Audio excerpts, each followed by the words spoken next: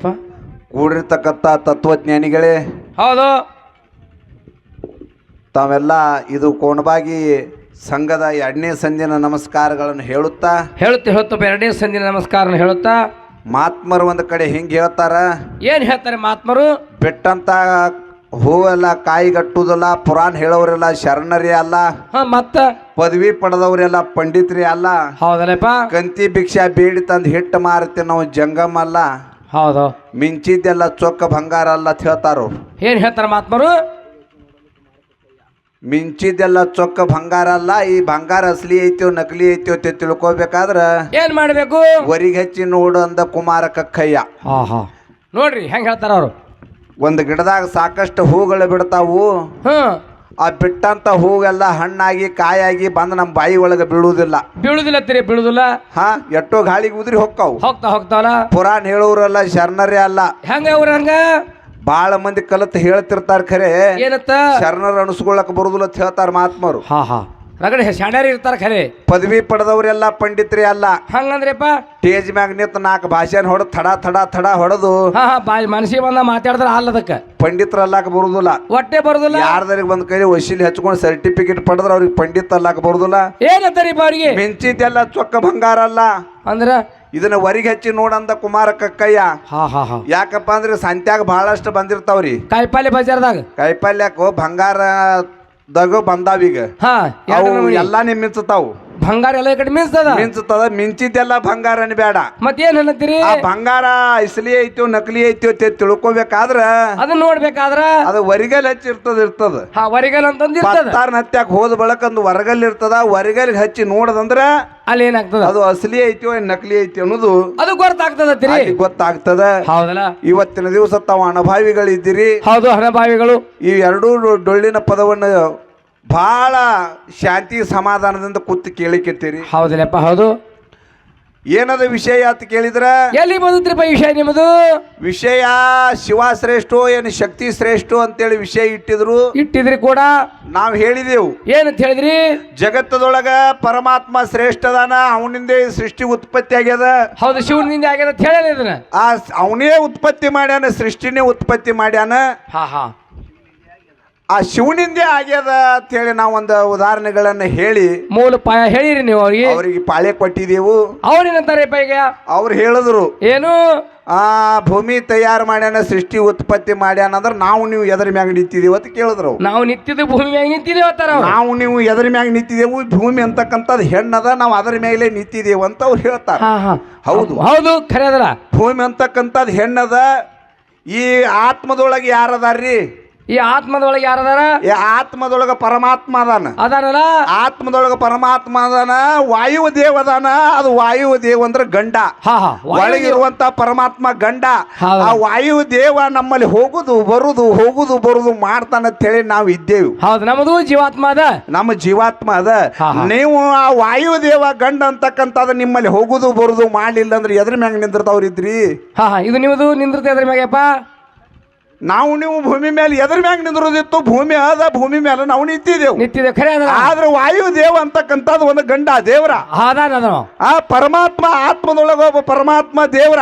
ಹೌದ, ಅವ ಪರಮಾತ್ಮನೇ ಒಬ್ಬ ಚೈತನ್ಯ ರೂಪ. ಅವ ಶಿವ ನಮ್ಮ ಒಳಗ ಅದಾನ. ವಾಯು ದೇವರ ಹೋಗುದು ಬರುದು ಮಾಡ್ತಾನ ಅಂತ ಹೇಳಿ ಇಲ್ಲಿ ನಾವು ಈ ಭೂಮಿ ಮೇಲೆ ನಿಂತಿದ್ದೇವೆ. ಇದು ಉಸಿರ ಮಾತಾಡಕ್ ಬರ್ಲಾತೈತಿ. ಇದು ಉಸಿರ ಮಾತಾಡ್ಲಕ್ಕ ಬರ್ತೈತಿ. ಹಿರಣ್ಯಕ್ಷ ದೈತ ಏನ್ ಮಾಡಿದ?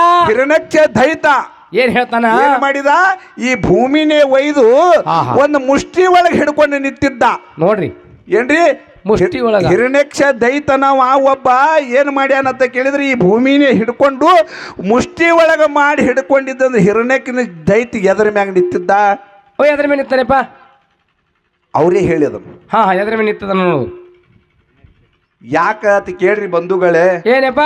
ಯಾಕಂದ್ರೆ ಪರಮಾತ್ಮ ಯಾವಾಗ ಸೃಷ್ಟಿ ಉತ್ಪತ್ತಿ ಮಾಡ್ಯಾನ ಹಿಂದಿಗಡಿ ಶಕ್ತಿ ಹುಟ್ಟ್ಯಾಳ. ಇದು ಭೂಮಿ ಎದ್ರ ಮೇಲೆ ನಿಂತೀರಿ ನೀವು? ಶಿವ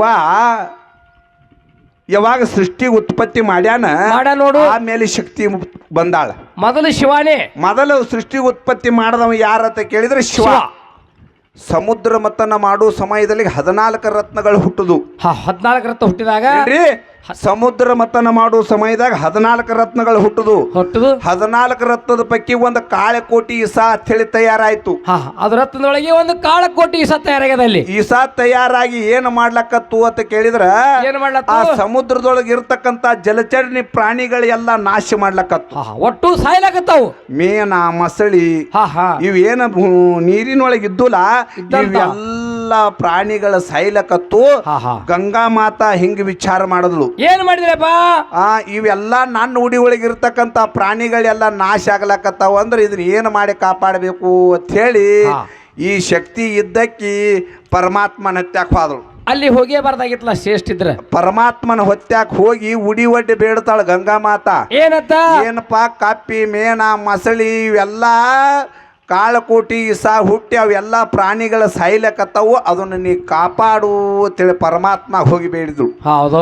ಅವಾಗ ಪರಮಾತ್ಮ ಏನು ಮಾಡಿದ ಅಂತ ಕೇಳಿದ್ರ ಏನ್ ಮಾಡಿದೆ? ಆ ಕಾಳಕೋಟಿ ಇಸ ಅನ್ನೋದು ಹಿಡಿದು ಗಂಟಲ ಒಳಗ ಅದನ್ನ ಕುಡ್ದ. ತಾಯಾರು ಪರಮಾತ್ಮನೇ ಕುಡ್ದ. ಆ ಇಸ ಏನು ಕುಡ್ದು ನೋಡ್ರಿ ಪರಮಾತ್ಮಗ ಏನಾಯ್ತು? ನೀಲಕಂಠೇಶ್ವರ ಅಂತ ಹೇಳಿ ಅವನಿಗೆ ನಾಮಕರಣ ಬಂತು. ಹೌದು ಏನ್ರಿ? ಆ ಇಸ ಹಿಡಿದ ಪರಮಾತ್ಮ ಕಾಳಕ ಕೋಟಿ ಏನು ವಿಷ ತಯಾರಾಗಿತ್ಲ ಆ ಇಸವನ್ನ ಹಿಡಿದು ಪರಮಾತ್ಮ ಕುಡ್ದ. ಅವಾಗ ಅವನಿಗೆ ಪರಮಾತ್ಮಗ ನೀಲಕಂಠೇಶ್ವರ ಅಂತ ಹೇಳಿ ನಾಮಕರಣ ಬತ್ತು. ಆ ಅಟ್ಟ ಶಕ್ತಿನೇ ಶ್ರೇಷ್ಠ ಇದ್ಳು ಅಂದ್ರ ದೇವಿನೇ ಶ್ರೇಷ್ಠ ಇದ್ದಳು ಅಂದ್ರ ಅಲ್ಲಿ ನಮ್ಮ ಪರಮಾತ್ಮನ ಮಧ್ಯ ಶಕ್ತಿ ಹೋಗುದು ಯಾನ ಕೊಳೆ ಮಿತ್ತು. ಅಲ್ಲಿ ಹೋಗಿ ಏನು ಬೇಡುದು ಹೇಳಬೇಕಾಗಿತ್ತು? ತಾನೇ ಕುಡಿಬೇಕಾಗಿತ್ತಲ್ಲ ವಿಷ. ವಿಷ ಕುಡಿಬೇಕಾಗಿತ್ತಲ್ಲ, ಒಬ್ಬರೇ ಕುಡಿಬೇಕಾಗಿತ್ತಲ್ಲ. ಅಲ್ಲಿ ಸಾಕ ದೇವಿ ಏನು ಆಕೆ ತನ್ನ ಉಡಿ ಒಳಗಿದ್ದು ಗಂಗಾ ಮಾತಾ ಇದ್ಳು. ಆ ಮೇನ ಮಸಳಿ ಕಪ್ಪಿಗಳು ಬದುಕತಿವು. ಏನ್ ಇಸ ಹುಟ್ಟಿ ಎಲ್ಲಾ ಪ್ರಾಣಿಗಳನ್ನ ಕೊಲ್ಲಾಕ ಶುರು ಮಾಡ್ತು. ಅವಾಗ ಪರಮಾತ್ಮನ ಹತ್ಯಾಕ ಓಡಿ ಹೋದಳು ಶಕ್ತಿ. ಆ ಪರಮಾತ್ಮನ ಬಲ್ಯಕ ಹೋಗಿ ಶರಗ್ ಒಡ್ಡಿ ಉಡಿ ಒಡ್ಡಿ ಬೇಡದಳು ಪರಮಾತ್ಮ ನೀ ರಕ್ಷಣೆ ಮಾಡು, ರಕ್ಷಣೆ ಮಾಡು ಅಂದಾಗ ಪರಮಾತ್ಮ ಕಾಳಕೋಟಿ ಇಸ ಹಿಡಿದು ಅದನ್ನ ಕುಡದು ಬಿಟ್ಟಾನ. ಅವಾಗ ಪರಮಾತ್ಮ ನೀಲಕಂಠೇಶ್ವರ ಅಂತ ಹೇಳಿ ನಾಮಕರಣ ಬಂದ. ನಿಮ್ಮ ಶಕ್ತಿಯಿಂದ ಅದು ಇಸಾ ಕೂಡ ನಾವು ಆಗಿಲ್ಲ, ಶಕ್ತಿದಿಂದ ಹಾಲಕ್ಕೂ ಬರುವುದಿಲ್ಲ. ಕಾಪಾಡೋರು ಸಂರಕ್ಷಣೆ ಮಾಡೋರು ಯಾರು ಇದ್ರ ಅದು ಅವ ಪರಮಾತ್ಮ ಬಂಧುಗಳೇ.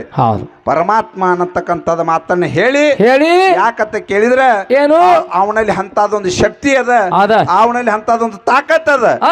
ಇಂತ ಎಷ್ಟೋ ಮಂದಿ ಶಕ್ತಿಗಳು ಬಂದ್ರು ಅವನು ಸಲುವಂತ ತಾಕತ್ತ ಆ ಶಿವನ ಬಲ್ಲೆ ಐತಿ ಅನ್ನುವಂತ ಮಾತನ್ನ ಹೇಳುದದ. ಈ ಭೂಮಿ ಅಂತಕ್ಕಂಥದ್ದು ಹೆಣ್ಣಿದ್ರೆ ಈ ಭೂಮಿ ತಳಗ ಆದಿಶೇಷ ಅಂತಕ್ಕಂಥ ಒಬ್ಬ ಈ ಭೂಮಿ ಹೊತ್ತ ನಿತ್ತಾನ ಬಂಧುಗಳೇ.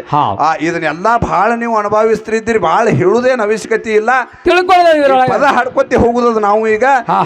ಯಾಕಂತ ಕೇಳಿದ್ರೆ ಜಗತ್ತದೊಳಗೆ ಏನ ಶ್ರೇಷ್ಠದಾನ ಅಂತ ಕೇಳಿದ್ರೆ ಸೃಷ್ಟಿಕರ್ತ ಪರಮಾತ್ಮ ಅವನಿಂದ ಇದು ಜಗತ್ತೇ ನಡೆದದ ಅನ್ನುವಂತ ಮಾತನ್ನ ನಾವು ಹೇಳಿ ಈಗ 5 ನುಡಿ ಖ್ಯಾಲಿ ಹಾಡಿ ಮಾತ್ರ ನಮ್ಮ ಹಿರಿಯರಿಗೆ ಪಾಳೆ ಹೋಗ್ತದ. ತಾವು ಭಕ್ತಿ ಪೂರ್ವಕ ಕೂತ್ಕೊಳ್ಳಿ. ದೈವಕ್ಕೆ ಶರಣೋ ಶರಣ.